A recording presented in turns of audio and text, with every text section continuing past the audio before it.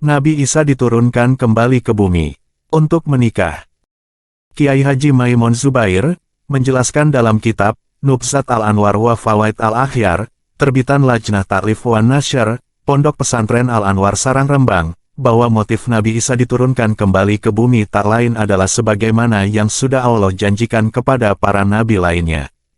Mereka akan dikarunia istri, bahkan di antara mereka ada beberapa yang dikaruniai banyak istri. Musa Online. Nikah merupakan ibadah yang sangat dianjurkan oleh Allah. Oleh karena begitu pentingnya nikah sampai-sampai Allah mensyariatkan kepada orang-orang suci dari kalangan para nabi dan rasul, sejak zaman Nabi Adam hingga Rasulullah Shallallahu Alaihi Wasallam. Bahkan Allah tidak akan memberikan gelar nubuah kepada seorang nabi ke dunia ini, kecuali setelah ia menikah. Agak sedikit berbeda dengan Nabi Isa. Sebelum menikah, Allah sudah mengangkatnya terlebih dahulu ke langit. Namun kelak menjelang hari kiamat akan diturunkan kembali ke bumi. Apa motifnya? Kiai Haji Maimun Zubair menjelaskan dalam kitab Nubzat Al-Anwar wa Fawaid Al-Akhyar, terbitan Lajnah Ta'lif wa Nashr, Pondok Pesantren Al-Anwar Sarang Rembang, bahwa motif Nabi Isa diturunkan kembali ke bumi tak lain adalah sebagaimana yang sudah Allah janjikan kepada para nabi lainnya. Mereka akan dikarunia istri, bahkan di antara mereka ada beberapa yang dikaruniai banyak istri. Allah berfirman dalam Al-Quran Surah Al-Rod ayat 38.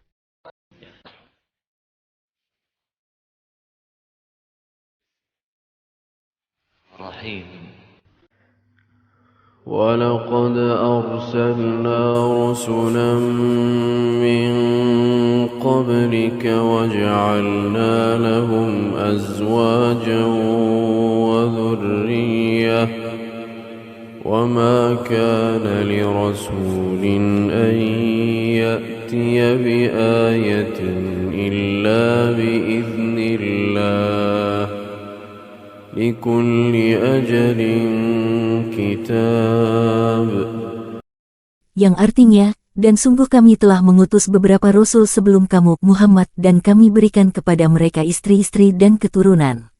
Ayat ini memberikan isyarat signifikan bahwa para nabi dan rasul sebelum Nabi Muhammad itu menikah, tak terkecuali Nabi Isa. Seorang sejarawan Mesir yang merupakan murid dari Imam Jalaluddin Abdul Rahman Al-Suyuti, Abu Al-Barakat Muhammad bin Ahmad bin Iyas Al-Hanafi, dalam kitabnya Badai Al-Zuhur fi Wakai Al-Duhur, terbitan Mustafa Al-Bab Al-Halafi menjelaskan, sesungguhnya Nabi Isa akan menikah dengan wanita dari penduduk Askolan, dan dikaruniai 2 orang anak. Kemudian ia menunaikan ibadah haji ke Baitullah, dan setelah itu berziarah ke makam Rasulullah. Ia tinggal di sana hingga ia sakit dan akhirnya wafat. Jenazah Nabi Isa pun disemayamkan di samping makam Rasulullah.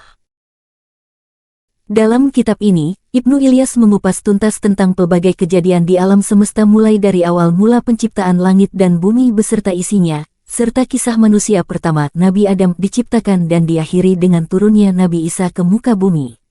Selanjutnya, dalam kitab Mukhtasar Tazkirat Al-Qurtubi karya Al-Syaikh Abdul Wahab Al-Syaroni, ada riwayat lain menyebutkan bahwa ketika Nabi Isa turun ke muka bumi, menikah dan mempunyai anak, masa hidupnya sekitar 45 tahun sampai akhirnya wafat dan dikebumikan di samping kuburan Rasulullah. Abu Al-Laits Al-Samarkandi berpendapat bahwa setelah membunuh Dajjal, Nabi Isa menikahi seorang perempuan dari bangsa Arab dan memiliki seorang anak perempuan, namun tak lama anak itu meninggal. Sedangkan Ka'ab berbeda pendapat dengannya, ia mengatakan bahwa Nabi Isa mempunyai 2 anak laki-laki, mereka bernama Muhammad dan Musa. Mengapa nikah merupakan ibadah yang sangat dianjurkan bahkan sangat dicintai oleh Allah?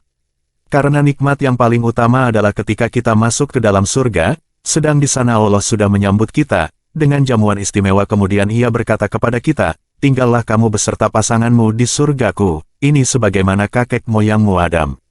Maka ketika salah seorang di antara kita masuk surga sedang ia tidak mempunyai pasangan di dunia, sungguh hal itu merupakan suatu imperfeksi yang fatal. Sebab dalam perjamuan itu kita tidak didampingi oleh seorang raja ataupun permaisuri. Kenapa demikian? Karena orang yang masuk surga akan diangkat derajatnya oleh Allah dan diberikan kedudukan melebihi para raja manapun di dunia ini. Dan seorang raja yang tidak memiliki pasangan merupakan aib yang kentara. Di dalam sebuah hadis juga disebutkan, kekurangan orang yang masuk surga adalah ketika ia tidak mempunyai pasangan di dunia. Karenanya, Adam diturunkan ke dunia itu salah satunya adalah untuk menyariatkan tata cara menikah. Dalam peristiwa itu terdapat makna dan hikmah yang besar.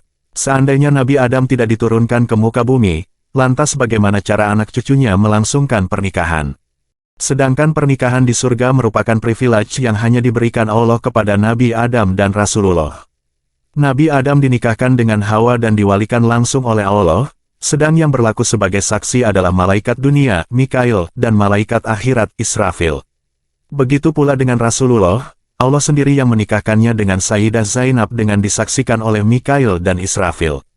Maka prosesi pernikahan yang langsung diwalikan oleh Allah itu hanya ada dua, pernikahan Nabi Adam dan pernikahan Rasulullah. Itulah penjelasan Kiai Haji Maimun Zubair dalam kitab Nubzat Al-Anwar wa Fawaid Al-Akhyar terbitan Lajnah Ta'lif Wan